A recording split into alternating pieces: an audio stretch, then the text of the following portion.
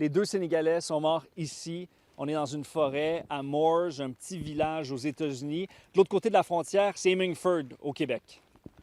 Les autorités ont confirmé ce week-end le décès des 2 hommes. Ils sont morts d'hypothermie, retrouvés dans un banc de neige par un chien pisteur des autorités frontalières américaines. Une fin atroce pour ces 2 hommes qui auraient parcouru des milliers de kilomètres au cours des dernières semaines, selon un de leurs amis au Sénégal. On a envoyé les cartes d'identité et le passeport sénégalais pour nous dire que nos 2 frères-là sont morts sur la frontière canadienne. On ne croyait pas que ces gens-là peuvent mourir sur la route parce qu'ils nous ont dit qu'ils ont atteindre le New York.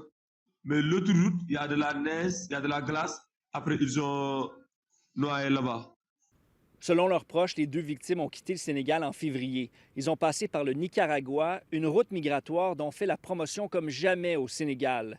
Les 2 Sénégalais s'étaient rendus sains et saufs à New York, mais des membres de leur famille les ont encouragés à venir au Canada où leur vie serait plus facile. Ce qu'il m'a dit, ils ont fait plus de 6 millions pour aller au New York. Il y a des agences, il y a des gens ici qui sont là juste pour recruter des gens qui veulent aller au Nicaragua. Le chemin Roxham est peut-être fermé, mais il y a des migrants qui veulent quand même entrer de manière irrégulière au Canada. Il y a 1 an, plusieurs intervenants disaient que la fermeture du chemin Roxham les mettrait davantage à risque.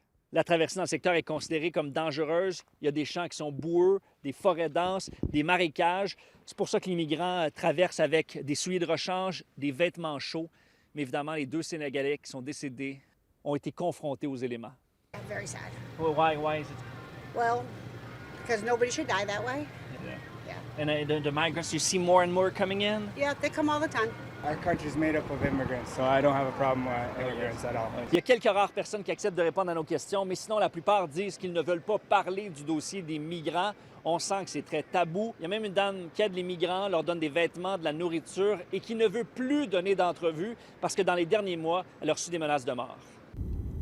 La crise mondiale de la migration, ça, c'est les termes utilisés par le gouvernement fédéral actuellement, a des conséquences tout au long de la frontière, également à Saint-Armand, où il y a une situation assez particulière ici, il y a quelques jours.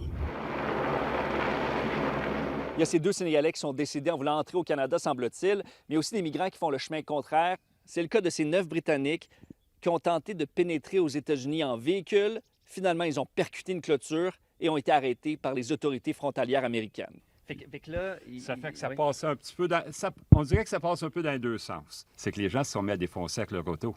Oui.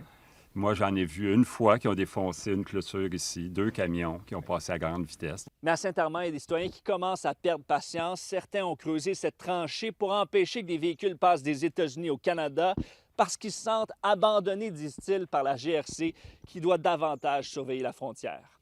À Saint-Armand, ici Étienne Fortin-Gauthier pour Nouveau Info.